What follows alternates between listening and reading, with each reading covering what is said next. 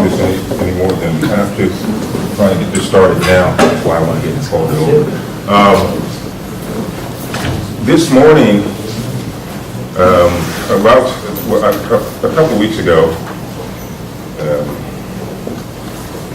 I began to get calls into the office in regards and concern of the proposed food service ordinance that was being implemented or proposed as a draft originally, and then later come to find out that it would have taken the form of an actual ordinance here in the city. And because it had sparked so much interest and gotten so much feedback through the show and through the people, the clientele that we addressed, I thought it would be prudent of us, and especially in light of our last meeting for the Homeless Committee, that we were to show or to allow some kind of reciprocal response from the people involved in this structure, that we might gain some clarity and some understanding about it. This is primarily going to be, for all intents and purposes, more a fact-finding mission that we can gain some clarity on and some insight to the overall construct of this proposed ordinance and what it entails and where we fell short at and why we're all so befuddled and confused at this point about what that ordinance represents. So this morning, that's why we're here, is going to be these guys have graciously extended their time and presence here so that they have agreed that they will be here to address for us whatever questions that we have, whatever concerns that need to be voiced or aired, and to try and work through with us some amicable understanding and arrangement as to where we are to go from here, given some of the difficulties that have ensued since that point. I want to thank them for being here this morning. I understand Michelle is on her way, and I also Hey, she's here, but I didn't know you. I'm sorry, Mrs. Farley, I did not see you. My fault. Could you? How could you not see me coming in? I'm old, Michelle. Okay. If you would, please join me up here. I didn't know that was part of the deal. Yeah, well, now see how surprise and life works, okay? Okay. All right. Thank you very much.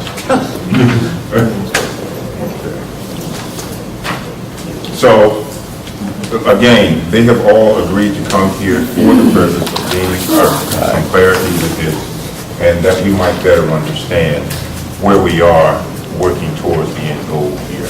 So, with that having been said, Sharon, do I need to go ahead and promote the players, or can we just, because we're running?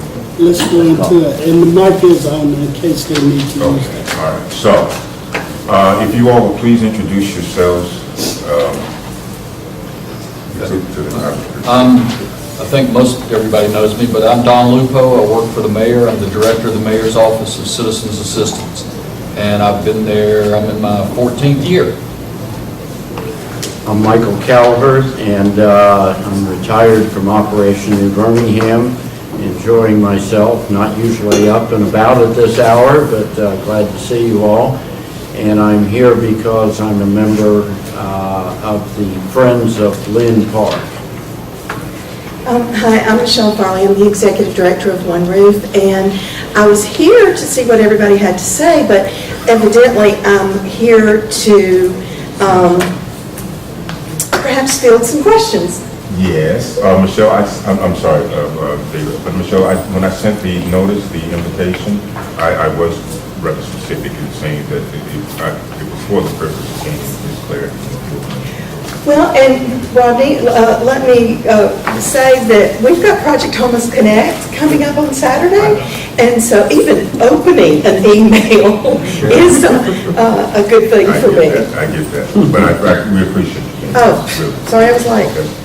All right, I'm sorry, David. I'm David Guestpass, a lawyer in town, and I'm here because Rodney asked me to be. Thank you very much. And one of the reasons I've asked David to be here is because from a legal standpoint, there are questions that I know I have in regard to the way this thing was presented and set up, came about, that pose some questions for me, and I'm sure some of you have had some of those same questions in your mind as well. So there is, each person here serves a distinct purpose in being on this board this morning. Before we go into that process, I want to acknowledge a person in this room who's been most beneficial to us. Ms. Hall, are you here? I am here. Okay. Good morning. This is Angela Hall. And Ms. Hall, if you recall, she presented for us a few months ago in respect to the project that we were doing at the Birmingham Public Library. That project has gone tremendously well. We have more than tripled the participation since we began. The amount of effective resolution has taken us to a place of being able to prove now specifically what we had voiced in our premise, that the collaborative effort in working together with the people concerned in this arena would prove to be more fruitful than any other aspect of what we could possibly hope to do. And it has played out to be exactly that. Ms. Hall, I want to thank you, and I want to commend you for your faith in us and for your patience with us, because believe me, we took her through a lot, okay? But I want you to know, is there anything you want to tell us about that? Only a couple of things. It was over a year ago, Mr. Cole, that you and Gary came to visit me at the library, and at that time you asked for our assistance in helping to get the word out about a new website that you were working on to drive the homeless to various resources that were available in the city for them. And we still stand committed to helping you advertise or promote that in any way possible. But additionally, we stepped out and we made some of our facility available for you to have meetings of various kinds. One in particular, or maybe two, was to provide access to our computer lab, where you have brought in facilitators to help members of this community get to resources that they needed, using the computers to create resumes and letters, and I think that has been very effective. So for 2 months, we've done sort of a pilot program with this, and we're looking forward to more programs like this.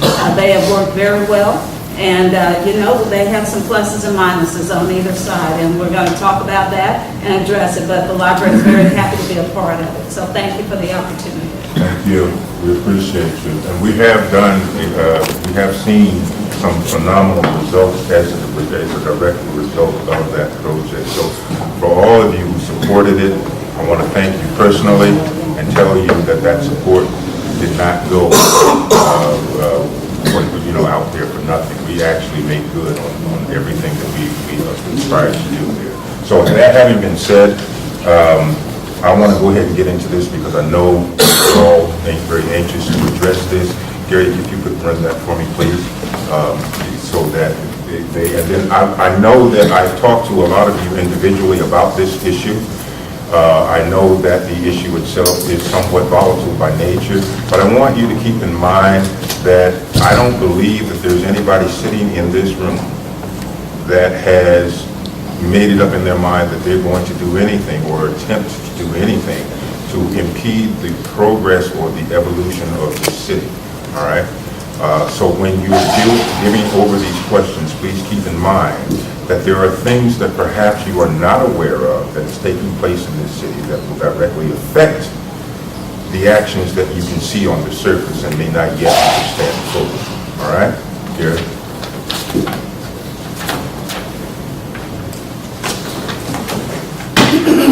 Encouraged to use alternate routes.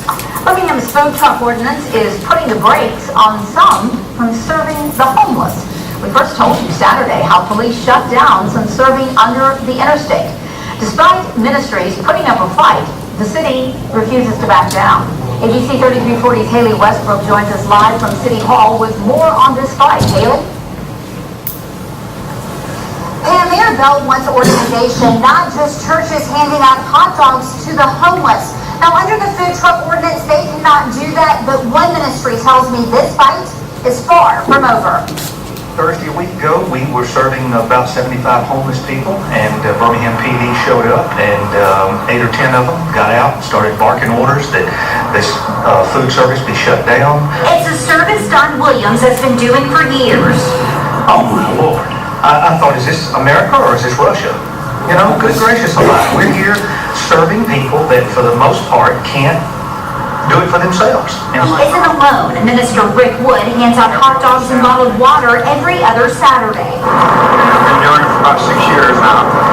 What's the quality of that hot dog? Where did it come from? Mayor William Bell's answer when asked what the food truck ordinance means for those like Wood. What I'm trying to point out to you, the inconsistencies is what we're trying to address. Mayor Bell stood by Michelle Farley with One Roof, a coordinating body for most of the homeless services in a 3-county area.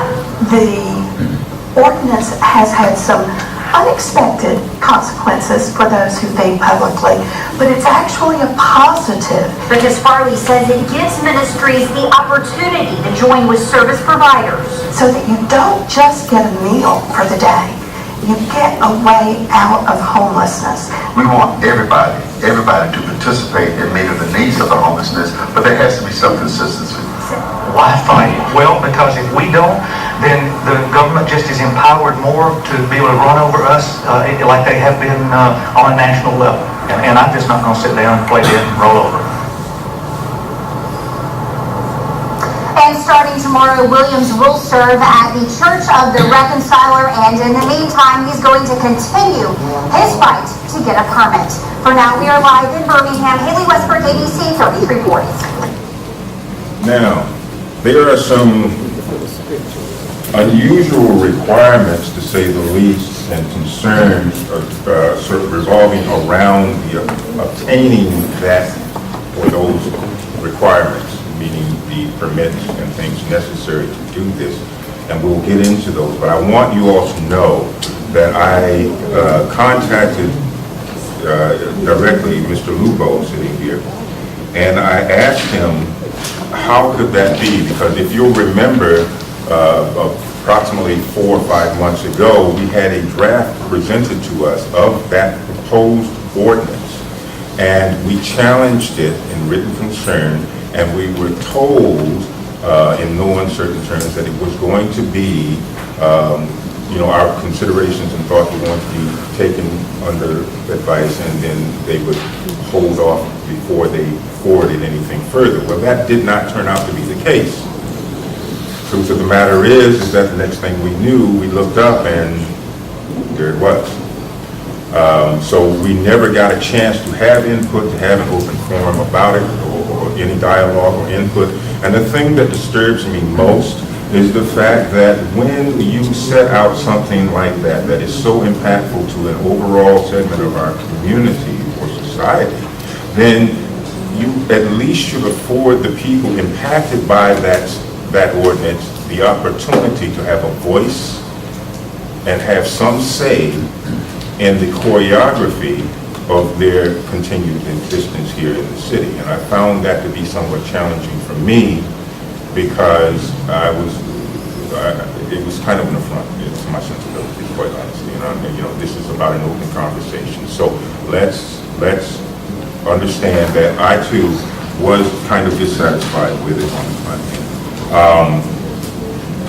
Doing that, it also prompted me to do some background research and some investigation about the variable speculative things that were being voiced throughout about why this was being done. Uncovered a lot of stuff, but that's not a conversation here. What I'm most interested in is gaining the clarity on the ordinance as it stands. Again, Mr. Lupo was very, very considerate. He did, in fact, bring us this ordinance actually, he took a weekend to make sure that I got this ordinance. Thank you. So that I could review it. And I have spent the 3 o'clock this morning picking it apart line item by line item. I'm now well versed in this ordinance, okay? I know everything this ordinance has in it and understand fully what it says and stipulates. So I'm going to give the floor to you guys. I want you to feel comfortable asking the questions that you need to have answered. I need you to be frank and honest with those questions and concerns. And then I'm going to be your filler. I'm going to fill in the blank, because like I said, I'm now a scholar of this, okay? For the most part, I know word for word, verbatim what it says. And again, this is not to be contentious. It is to gain the clarity that we need to develop the understanding that is necessary to make it so that we can move forward in this and work it so that no one has to be put off by it. Okay? Derek, may I ask a question? If this The name has is been Cole. going Yes, on, ma'am. can we start now? Yes, ma'am. Okay. My name is Michelle White. My name is Cole, not Gary. I'm sorry, Cole. Since this has been going on for years, I mean, if there is a problem, what is the solution? Have they thought about where we can feed the homeless? Have they figured out any way? Have they brought the churches and the people that are doing the feeding? Have they thought about bringing them together to bring maybe one location to feed the people? You know, they're saying that don't know where the food is coming from. Well, if you're hungry, you'll eat, anything. So I mean, it seems like there is a gap somewhere within the city hall and the people that are doing the feeding. Of course. My name is Michelle Farley. I'm with One Roof. And I can tell you that I knew that there was work on a food truck ordinance. I did not know how it was going to be applied. I think that was a surprise to a lot of people. So I am not a scholar on the ordinance. In fact, I did get a copy of it, and I read the first two sentences and said, I have things I have to do right now. I'll come back to it. So I really can't speak to the ordinance. But what I would like to speak to is the fact that One Roof has been working off and on for 10 years to try to get a more coordinated system of feeding our needy. And I refuse to say feeding the homeless in the parks, because it's more than our homeless population. If you want to look at hunger as an issue, the statistic is that more than 100,000 people in our area are what they call food insecure, meaning that they may have a can of Spam in the cabinet, but that's it. They don't know where their next healthy meal, fruits, vegetables, all the really good things. I'm not talking about, a $1 burger at McDonald's or a hot dog. And I hate to obsess on Mayor Bell's hot dogs, but I just have this visual picture of handing out hot dogs in the park. So we have been working on this issue. There's a tremendous amount of food wasted when food is given out under overpasses and in parks. Of course, the most obvious time of this is at the holiday season. There are entire turkeys and entire hams that go wasted when there's so much need in our community. Now, that being said, again, I didn't know how this was going to be applied. But I meant what I said. I think there's an opportunity here in situations just like this. There's an opportunity to get the churches and the ministries to talk to one another, because they don't talk to one another. There are times on the weekends in Lynn Park that you could sit there from about 7:30 in the morning to about 8 o'clock at night, and you could eat 8 different times. That's not coordination. That's not getting the food where it is needed the most. I was real impressed to see one of the television channels ran a piece last night on the huge number of children that eat Monday through Friday because they're in school and they get free lunches. But when they leave there on Friday afternoon, there's no food in their home. And so there's a new, I don't know if they're new, there's a nonprofit, Backpack Buddies, I think, that very quietly sends food home for that child and their brothers and sisters, enough food for the weekend so that they can eat Monday morning. I don't think our community knows that need. So while I cannot speak to this ordinance, and in some ways it's not even appropriate that I'm up here, what I can speak to is the positive way I think we can use what is perceived as a very negative occurrence. I think we can use it for the good of our community. Okay. I want you all to remember that initially when we first received the draft of this proposal, we wrote that rebuttal. I have a copy of that rebuttal. And in one of the conditions that we had made in concern of addressing that was that the current existing food service, and I'm reading directly from the part of that statement, the current existing food service provision areas be allowed input to the drafting of the aforementioned proposal as it relates to the homeless population of Birmingham, Alabama. That was so that this would not happen. So that the people who are actually serving this function would have the grace and the luxury of their vital input into an ordinance that is so impactful to that particular segment of our population. And that's why I'm so glad to have you guys here this morning. If you don't mind, would you please introduce yourselves and tell them who you are? I'm Jeff Waits. I'm with Food Not Bombs. We have a picnic every Sunday at 1 o'clock at the fountain for anybody. It's not just homeless people, it's friends. It's fun. That's what we do. Every Sunday, 1 o'clock at the fountain. Or 1:15. Okay. And sir? My name's Dean Clark, and I'm with Food Not Bombs as well. Lunch was cooked. We bring food and we share with anyone in the community. We seem to be in Southside. It's an every Sunday thing. It's been going on for 9 years there. I've been participating for at least a year and a half. And that's why we're here. We're part of it. That's why we're here. I was here at that meeting when there was a discussion about what was in fact a separate ordinance, which was this ordinance called public feeding. You're right, exactly. I have that copy as well. Frankly, I thought even the term was offensive, but that's a different story. This is a separate ordinance. This ordinance, I understand, has been pending for several years. Right.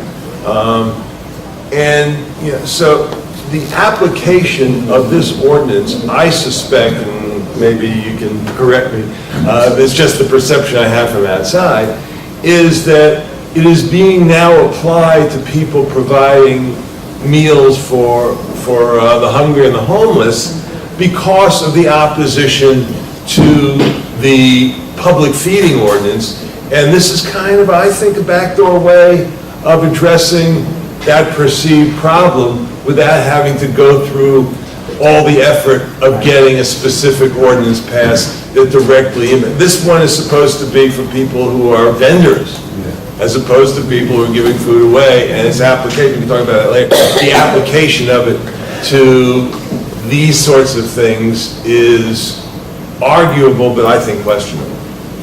But okay, go ahead. Yes, ma'am. Ms. Jones? Thank you, sir. Yes, ma'am. When you mentioned reconciling, we learned about that. I did Sunday, just Sunday. Yes. Okay? And that's supposed to be 3 days. Well, what I don't think anybody thought about is the burden that put on our institution. Right. When we already burdened. Right. Where is the money coming from? Do you have paid the utilities? We often have problems with our toilet facilities. Yes. And can't go out to get somebody to come in and repair. We have to rely on the person who come there for the service. Yeah. They'll jump in and help. And of course, it never gets properly repaired. So it's a constant water running, mopping up, all that around what we try to do in the kitchen. Yeah. And the other concern is, Michelle mentioned all the food that's prepared.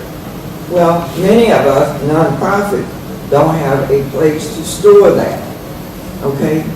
We do non-perishable food at GBM, and I think many other places that I know of do the same thing. Urban Ministry is a program that does give a hot meal during the day, and I don't know how many days a week that is. If they're continuing to 5 days a week, okay. And you're talking about families with children. There are families that I know personally who, I won't say it's depressed, but who doesn't get out of bed until 11, 12 o'clock, so that they don't have to try to feed the children but once a day, okay? Think about that. Yeah, I know that to be true. I know that to be true because of the clientele that frequent up there where we are.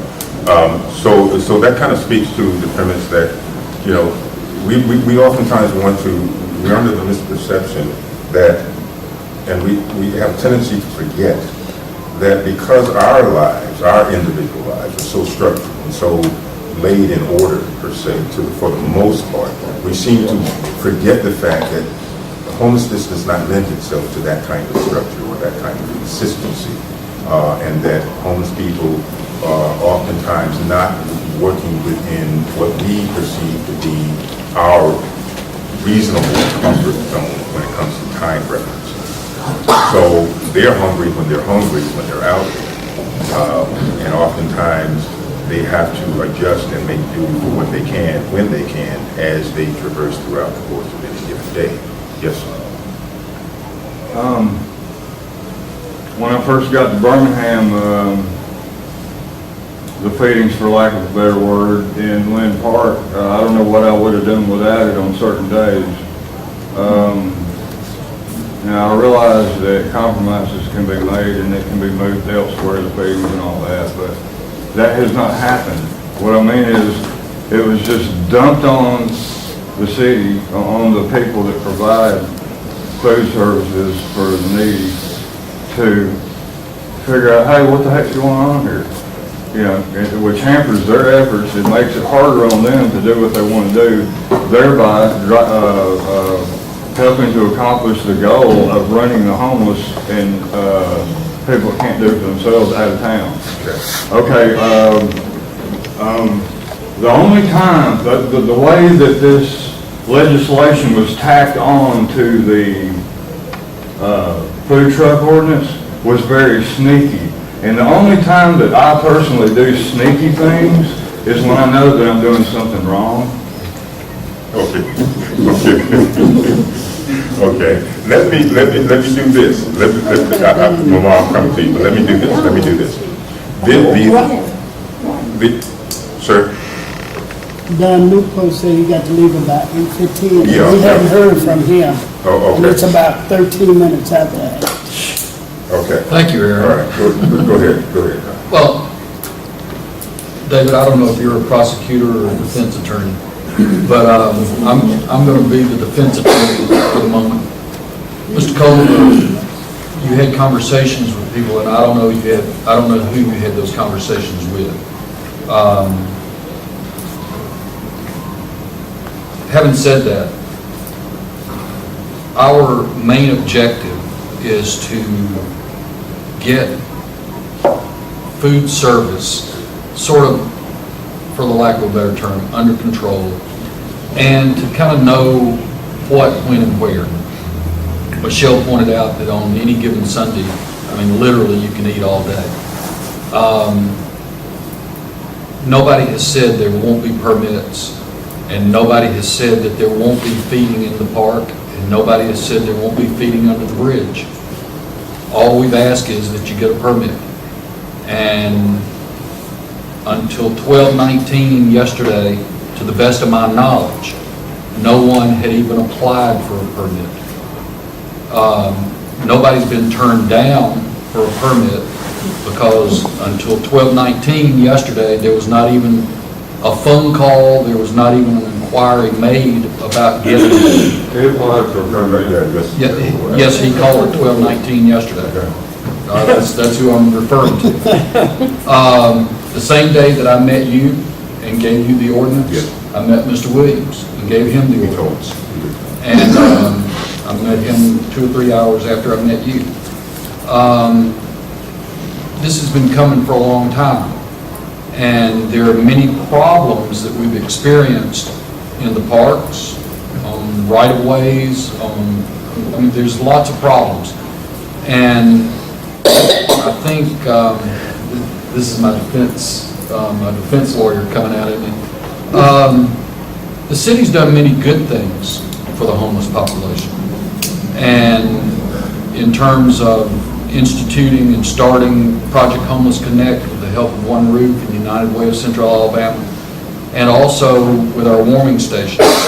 There are many, many times during the winter, I don't know where y'all were Christmas Eve, but I know where I was Christmas Eve.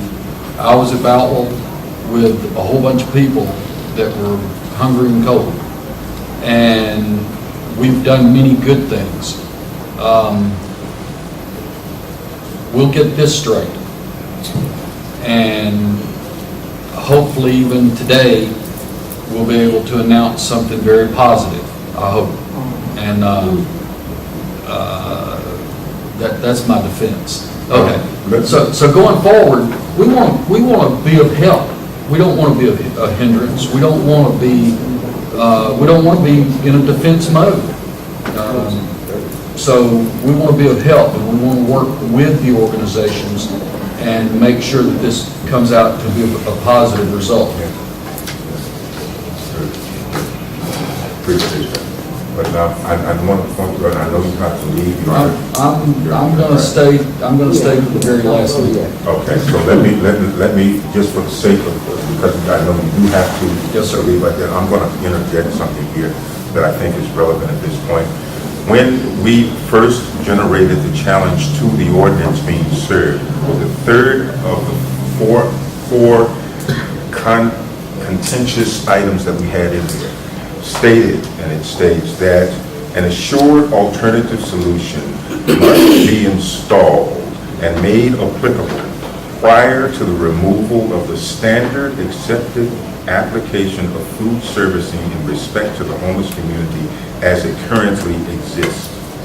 All we were asking for was that before they remove the platform and snatch that rug out from under people in this fashion, that they had something accessible and viable in place so that people wouldn't be faltering in this fashion and floundering around wondering, what do I do? Now, to speak to the people that have not applied or for those applications, I've received, contrary to this, several calls. I've even got some emails with me here for people saying that they have been, but they've been told by the health department, we don't do that. I had people on my team call for over a week, and everybody that they spoke to, from the legal department on up, denied having any knowledge of the ordinance in its existence. Yet, we were getting calls from people like these gentlemen who were saying, I went to do my regular servicing and was completely shut down. We don't know what's going on.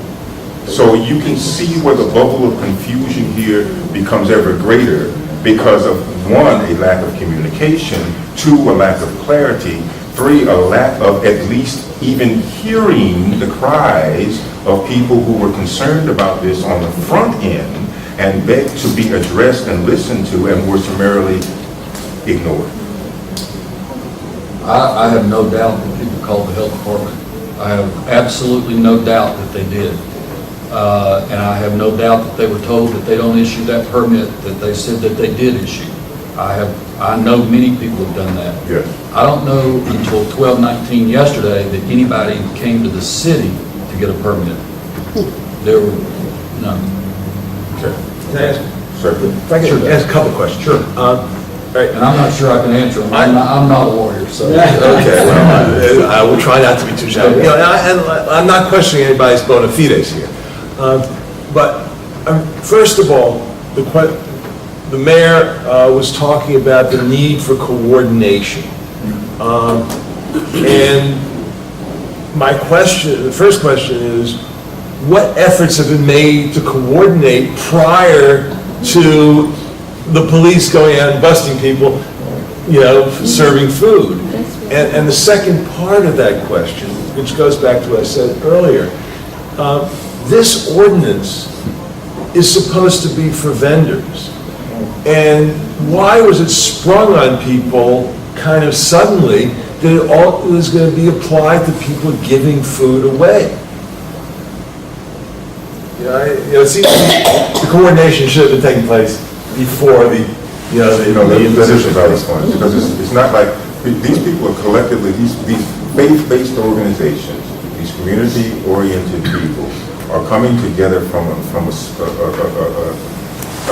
place of spirit to provide a service to people less fortunate or in need, as they feel is mandated religiously to them from that vein.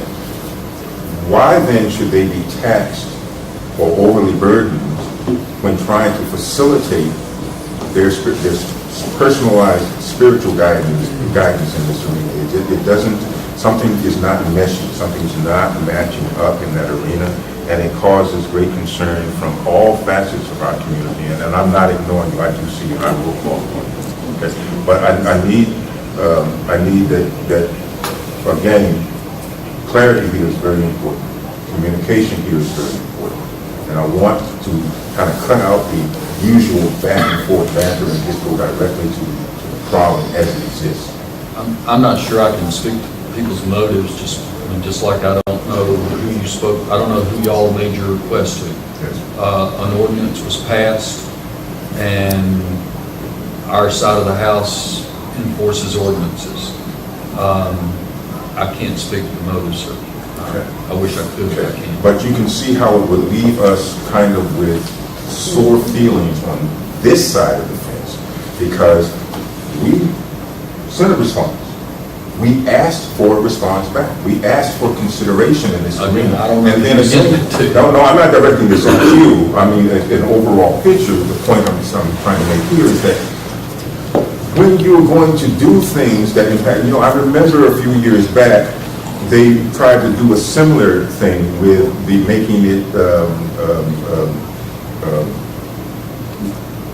to invalidate people from the homeless community to have their presence in the downtown city center area during this particular time of the day. It took an action of piling on. You will remember this, I'm sure, when we piled over 40-something people onto buses and took them down to City Hall, okay, to make this protest that says, you need to stop and consider before you pass an ordinance like this. Because if you're going to do something that is going to be so impactful on people's individual lives, perhaps you would at least hear from the people themselves what affects them most and what they want to see happen in this arena. What is the mid-road here? Where can we bargain at? Where's the bargaining chip for us? Otherwise, people feel very slighted, very put upon, very used and abused, and it leaves distrust, mistrust, and very bad taste. I'm sorry, perhaps I'm Pollyanna in all this. Maybe I am. But again, I can't undo, maybe y'all can. I can't undo what is done. But my question would be, how could this be used for the benefit of our community rather than the detriment? Rodney speaks to the fact that people who don't have a bed to sleep in at night run on a different timetable than those of us who do have a bed to sleep in. They need consistent food.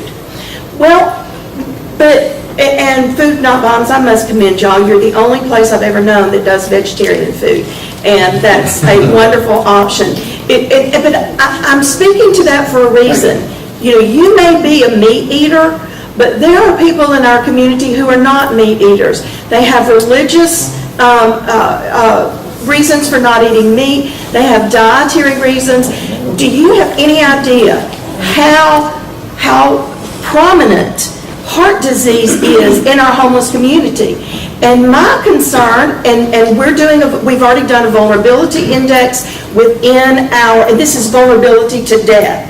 Within our agency, we've surveyed, and it's because that Mama Jones fried chicken, and it's the ham, and it's the fried and the hot dogs.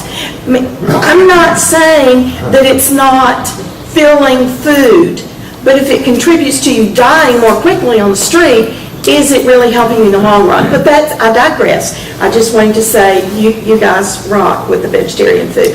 And they don't even sneak in, like people who say they're fixing green beans, but they put half a pig in them. That's not vegetables. Okay. Speaking as one who goes in and out of vegetarianism and have done so for 30 years. But how can we use this? How can we guarantee that there is at least one good, healthy meal? How can we guarantee, and I can't take away the hurt. I can't. I don't know the hurt. I can't take away the insult. But there are attorneys who can fight this. Let them do whatever. But how can we use this to our advantage? Can we collaborate? Can we see that people are fed, that they have good, healthy food? And you know what? What if, instead of an excess of food, what if we convince some of these ministries to think about doing some housing? Do y'all know that you can buy a home on auction for about $10,000, $12,000? And I know for me, working on a nonprofit salary, that's a heck of a lot of money. But for some of these churches, and if they work together, that's not a heck of a lot of money. How much talent do we have within our community? How many people, I sling a hammer and I break things, myself included. But people can do that. So again, maybe I'm being Pollyanna about this, but how could we use it to our advantage? Michelle, I've been in ministry for 20 years with the homeless. Longer than that, Lawton. And we've been having this conversation for those 20 years. All right? And the reason we have the conversation is because nobody in our city takes responsibility for this coordination effort. Let me take it. Churches say no. Hey, wait just a minute now. I worked hard to buy houses, the reconciler houses, and had a marvelous program, and had houses lined up. And the contract with the city to do that is still sitting in the legal department here in City Hall. It never got out, and we could never do it. And that's because the city of Birmingham has no one that's involved in leadership or thinking about these issues. And all of when I came to Birmingham, Ed Lamont got me a meeting with the new director of the CAC folks. And I walked in and sat down with him, and he showed me the plan that they had then to create a ghetto for the homeless and to get them out of Birmingham with the CAC program. And every effort, massive money and planning and coordination and meetings and thinking has gone on to get folks out of the city by not providing services for them. Now listen. Over the past 3 years, we have developed more than 75 new units of permanent housing. My agency developed 20 beautiful bungalow-style affordable housing. And I appreciate that, and it's wonderful. It is being done. It can't be done overnight. But why then? Why don't we just acknowledge that we really need to change our whole attitude about this? That's right. And that we need to come together, and that we need to work on healing and hope and housing, building a highway out of homelessness, and we need to make sure our people in Birmingham are fed. I don't understand Why? You know, I've been battling this attitude with a broken heart for 20 years. And at every point, I've been defeated and run off about it. And I just can't understand why. You know, back when we were starting the 10-year plan to prevent and end chronic homelessness, two books that Philip Mangano brought to Birmingham, From Good to Great. And his analysis in that book was the only way you can go from good to great is to address, name, and identify the real problems, the most difficult problems, and solve them. We have the capacity to do that in Birmingham, but we refuse to even acknowledge we have a problem about this. I mean, we have a problem. And so, and I don't... I'm not sure I agree. Well, listen. Then you said it a different... Our numbers are down. Okay. Our numbers are down. But why are we sitting here, Michelle, again? Why are we sitting here again? I mean, I know what you do, and you do a great work, and I honor you, your agency and people, and they're magnificent. But look, if we were working collaboratively and with compassion and with honesty, we wouldn't be sitting here today. We would have a way to make sure that this was done without punishment and removal as the philosophy of dealing with homelessness in Birmingham. Well, I agree with you 100% that everybody's attitude is not, and I don't like this, but pro-homeless, okay? I don't know anybody who's pro-homeless, but welcoming. I understand everybody's attitude is not welcoming, but let me just tell you, this is not a city issue. It may be partly a city issue. I went to 3 different large congregations asking for help for funding. Kiki, you know Kiki. She runs the SOAR program, and she has a new baby, by the way.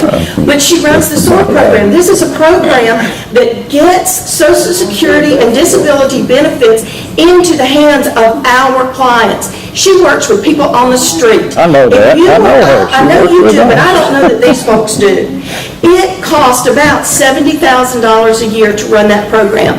I went to 3 large congregations saying, I have to lay her off if I don't have money. I'm sorry, we can't help. She gets money for our clients, which then gets them reduced rate housing and gets medical and pharmaceutical benefits. Those churches told me, no, we can't help. So this is not just about the city of Birmingham. Excuse me, I'm sorry. Please speak. I'm sorry, Rodney, please speak. No. Let me, yes, ma'am, I'm coming to you next, I promise. Just give me a second here, because I want to address something. The question was initially that Michelle could not understand why it was that we could not achieve any traction or ground moving forward in their efforts with the city. I disagree with the fact that it is not. I don't think I said that I don't understand. Because you weren't seeing the cooperation. You just alluded to that fact by saying that you weren't getting the cooperation here in the city from the people that you see. But I want to be clear that that's not city government. I understand. Okay. I get that. I get that. But what you are failing to get, I think, in this instance, is that this city has built up such an air of distrust or mistrust when they have tried consistently over the course of a period of time to achieve a goal that for them is simply unattainable, okay, because of the resistance that they're running into. It's like getting up and running into that wall. I know that wall's not going anywhere. Well, that's how a lot of people out here feel about the complexion and the texture of the city when it comes to proof positive. So why don't they work with the people who are working to make a difference? Proof positive, it would be the fact that we were ignored in this instance here because, and I'm going to say this, item number 4 was a bridge of some connectivity be structured between food service extension to the homeless or indigent community and the 10-year plan to end homelessness that furtherance of this issue. What money? Maybe a second. So you see, when When people are not involved in the process and the manufacturing of construction of or the choreography of their lives in this fashion, it poses a problem for them. And innately, they're going to have some rebellious spirit and some mistrustful spirits about the way things are assembled. Yes, ma'am. Me? Yes. Okay, I want to ask you a question. What does the word homeless imply? I could be homeless. I sit down with about 3 times a week. I can dress like them, but you homeless can start from here and in your heart. What does the word homeless represent? And like it's a secret plot that have started mostly in this room right here. And I heard the mayor yesterday, and he repeated every word that was repeated in this room. How do you say you're going to the Supreme Court if you have to remove the homeless out of Lynn Park? Because somebody been here a certain amount of years, and they don't want them in the park. You don't own, the city don't really own that park. But I heard some words, word by word, and if God is not in heaven, I swear what I heard yesterday. Sitting up there, repeating words that was brought there. And like you said, you don't know any questions that's being asked of you, but you was sent here to repeat words. But if you don't know that the core of the conversation, you should have been here. I was not sent here. Actually, each one of I know who that is. Cole invited you to come. I know who that is, but some questions were asked, and you said, well, I don't know it. But I heard every word that had been spoken in here from your mayor yesterday.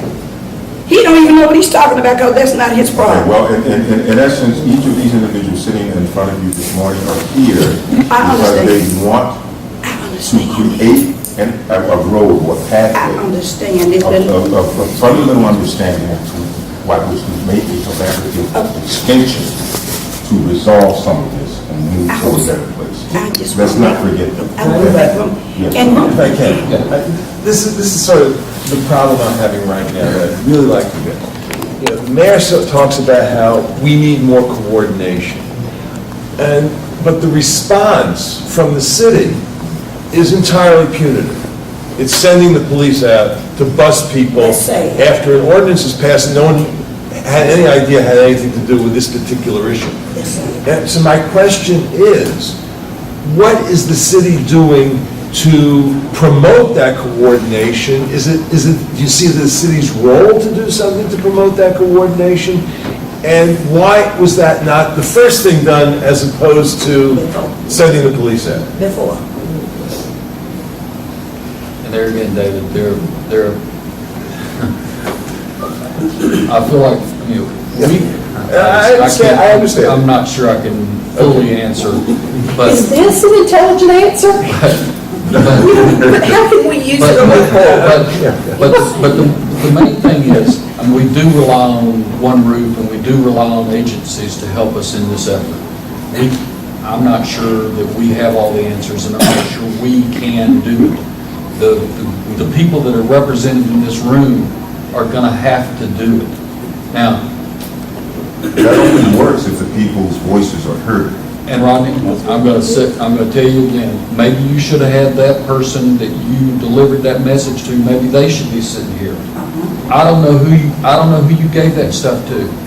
I have no earthly idea. Those people have been very adamant about running interference on each of the advancements that we tried to make into the investigative efforts about this. Again, we searched for more than a week trying to obtain the validation of the existence of the ordinance, and we were flat out lied to.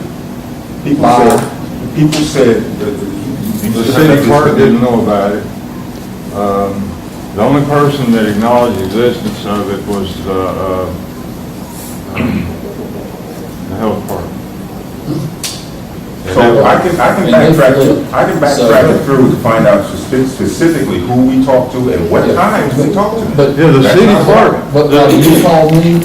But when you called me, that's when I got this. Okay, and I'm grateful for that. I'm very appreciative of that. But it also brings to mind that there are certain things that I think these guys need to be aware of as well. because it seems as if, once I have read this through, and I did, again, read this ordinance through, but it seems that this ordinance is constructed in such a fashion that it makes it almost untenable for a person who is trying to give or provide this extension of services to the community for them to be able to achieve that goal. In fees and fines alone, they've got to go through 9 different agencies for the, yes, 8 to 9 different agencies for that approval. Okay. I'm not sure that that's... If I can say that, my view of what's happening is this thing is being imposed for something that was never intended. That's right. Yeah, because it talks about a mobile food vehicle, right? Including, a unit mounted on or pulled by a self-propelled vehicle where food, including prepackaged food, is prepared or dispensed, is self-contained with its own drinking water tank and wastewater tank. Now, obviously, that does not apply to food not bombs and churches, yet this ordinance is being applied to them, without notice. So I am not at all sure that that this ordinance imposes those burdens on these people. It appears to me, frankly, the city is imposing those burdens on these people, despite the fact that the ordinance was never intended for that purpose. Right. And the question is, why is that the response as opposed to saying, hey, we have this issue and we have to do something about it, and we want to make sure that it's done in the most coordinated, best way possible. Again, I understand that you're not the guy to ask. I want to convey that concern, which is, frankly, doesn't always happen with, it seems in this country, the first response to any problem is more punishment, rather than addressing the problem. And I think that's what's happening here, and I think that's the idea, that conception has to change if we're really going to get to the root of it. And I'm not going to disagree with you. And I don't think anybody here would disagree. And having said that, I think what we need to do is get something to come out of this that's going to be very positive and help in the coordination. And I'm hoping that we can do that even as early as today. And I'm hoping the same thing, which is why I keep pressing the first primary point. All of this could have been alleviated. It could have been sidestepped if the people most impacted by this situation had been given the consideration of the value of their input with respect to this ordinance. All of this, we wouldn't even be sitting here discussing this right now if that had occurred. Because I'm certain that these gentlemen can tell you better than anybody else in this room exactly what they had to go through and what it takes to do whatever service extension they do for community at any given point in time, on any day in this city. What's the status of your program now? Are you continuing or not? Oh, yeah. Yeah, sure. We just have a picnic every Sunday. So it continues, and the police are not shutting you We have down? not seen the police, no. Okay. Are they, will they shut us down? That's the question. Okay. But now you talk to Mr. Woods here, and he might give us a totally different take on that. Seeing as how he was, impacted by that scenario so strongly with the enforcement. Okay. As I told Don, and I've known Don for quite some time, he's going to have to jump through another hoop, and that's with the state. He needs to get permission from the state to be on their property. That's not city property, that's the state's property. Okay. And I've explained that to him repeatedly. And again, most of these guys are operating on budgets less than their own household budget for the most part. Correct. Nobody here is operating from a vein of having pocketfuls of money that their expenditures are inconsequential to the services that they provide. So, in light of that, When you're talking about having them get together to basically, for the sentiment that I'm getting is that they're feeling as if though they're being charged or taxed now in order to provide the service. They got to pay to provide a service. These guys are finding out to pay, I think it's $250 to $300 for the initial licensing with it's here, it's black and white right here. I can tell you. I'm sorry, this is the way you look. Like I said, I spent 3 o'clock this morning. I know it's in here. So let me address the prosecutor over here for a minute. I've rarely been termed that. I don't think that the permit for this subject matter is going to be that dollar amount. Okay, but yet, insofar as its impact right now, that's where we stand, because... You and I both have read that. Yes. I know what it says. Yes. And that is not the only cost that they should issue. Does that mean that this ordinance is not the one that imposes the permit? This is the ordinance of people being... I think that as early as today, we're going to have a... And I really do, this lady is going to be... Yeah, and we understand, and I thank you for being here this morning to help us gain that clarity, but I need you to understand before you leave, because I'm on the same road Say one more time. with the resolution. But I need you to understand that I'm going to opt out to the people sitting in this room this day, before we leave, that next city hall meeting that we have, you're going to be seeing a response from the community. People with signs or whatever, we're going to make our claim, provided that they are interested. And I'm sure you can garner by the texture of the room that they are more than interested. But we are planning on advancing this to the next city hall meeting in a very big way.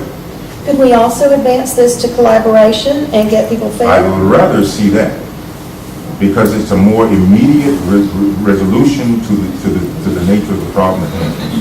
That would seem to me to be much more of a benefit to our overall community, and that is something I would greatly like to see. I would love to see collaboration, cooperation too, so why did they make this see? Well, you know what, let me say it this way, We can't, there are no do-overs here. We understand that? We've already done what has been done. What we can do is we cannot make the same mistake again. And we can be diligent about how we advance from this point forward. I think that is more representative of who we want to be seen as a community and a structure of people than anything else. That's a greater statement the greatest statement you can make in my mind. So that's where I'd like that focus to be. And with your consent, of course, that's where the advancement that we're planning to make. But I wanted to be upfront with you because I promised you. And if all goes well, we'll have a good result today. Okay. Thank you. Or at least shortly. Okay. I apologize. Again, thank you. I appreciate the fact that you were here. Thank you, sir. Okay. I know it took a little doing to make up your mind to be here. Thank you very much.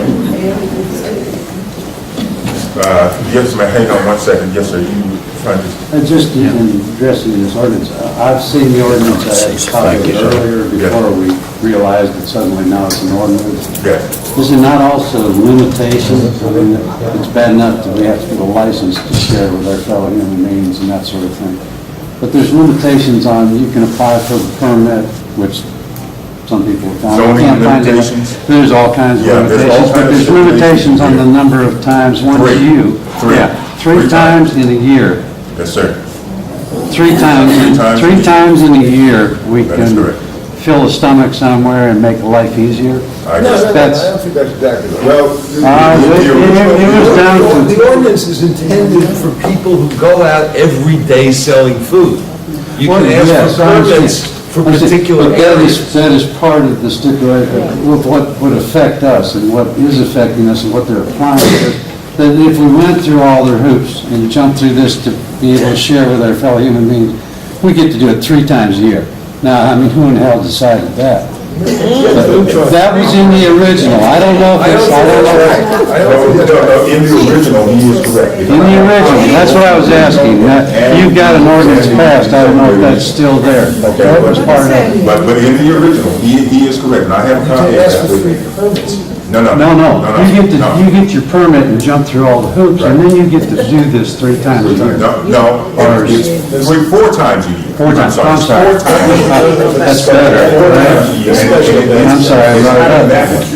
That was, what he's referring to is the draft proposal. Well, that's that was created, that we sent across this challenge by, was the draft proposal itself. That was the basis of my ordinance has never been question. passed. Right. Understand? Right. That ordinance has never That's gotten not anywhere. this one that we're. No, the new one doesn't, but the new one does show you where you've got to be approved by a collection of agencies that makes it a little difficult with, if you're just a minor church like myself, or trying to partner with someone like you to get this in place, you see. I think they list 8 to 9 different agencies that have to meet on a panel to approve you for this, and they have to give you the clearance to proceed to the next stage. That's not the end of it. That's the, and the Office of Engineering, I don't understand with any clarity whatsoever, traffic engineering. Because That's food truck. Again, because this ordinance is supposed to be for vendors. Right. And the reason you have traffic engineering is because vendors are supposed to ask to sell in a particular area. They designate the area and that they want. Yes. And traffic engineering has to make a determination, one of the bodies that makes a determination as to whether that area, that's going to cause problems being, selling that area. Obstructing traffic. That's why I keep saying that this ordinance had, was never intended for the purposes that the city is now using it. One of the things that I would have liked to have known and would have preferred to ask Mr. Hooper while he was here was what was wrong with the existing ordinance as it stood for the, what was it, Title 12, I think it was? Title 12 ordinance that regulated the food trucks themselves. Why did this ordinance have to encapsulate those people like these guys who are providing an absolutely free service? It's not for profit. It doesn't, does it? It doesn't address this. My response, what I said earlier, this ordinance was never intended to address people giving away food. That's right. This ordinance was intended, and has been pending for years, to regulate food vendors, because people at restaurants were getting upset when these guys were parking in front of their doors and stuff like that. So that was the purpose of this ordinance. The application of it to people giving away food is, I think it's, labored. I think, I think it's a real stretch. I think that there are real questions about whether, even by its terms, it applies.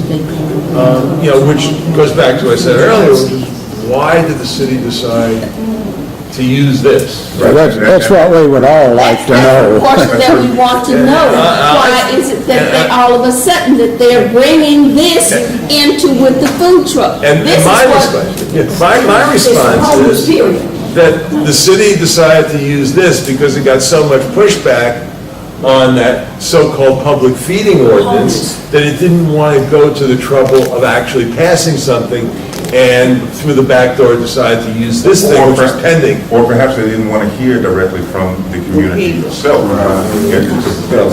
hear those concerns and voice those opinions that were necessary to be heard in order to draft an ordinance that was decidedly in response to their needs, because it would have had to be thought out. Well, I happened to be in City Hall the day, at that Tuesday, when the whole ordinance was being hashed out, a 2.5-hour process. And there was no reference in any way to services that provide for the homeless, or for the hungry. There was no reference at all to that.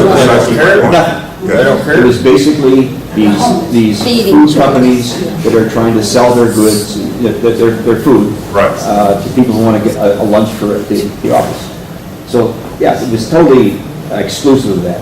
So would you not agree with me when I say that the extension of the voice of the people affected would have been the primary or the necessary component in this that would have offset all of this confusion that we have?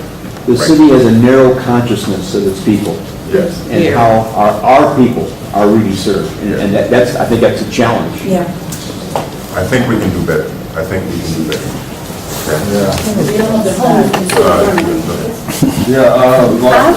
don't want them in the city of Birmingham either. I want them housed. I want people who want to be in a home, I want them to have that. Well, quite frankly, I think All of the units that we've developed over the last few years have been in the city of Birmingham. I think we upset some people when I asked for for a redress of the 10-year plan in our initial challenge to that draft. It put a lot of people off because I think they thought we were going to be contentious on a whole other level. But it makes sense to look at the overview of the 10-year plan and to utilize what's already been thought and worked through and worked out to its most minute particles in concern of how it all connects together, from the homeless provisionaries to the homeless recipients to the city at large. And I'm still on the vein of saying that the 10-year plan is still something that the city needs to, has to at some point, make some evolution.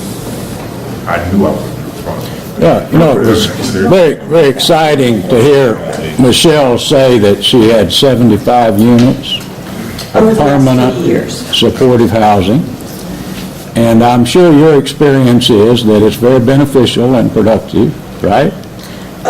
We have about a 74% retention rate. Wonderful. So, and some of these units have people in them that were homeless for 10 and 12 years. Right.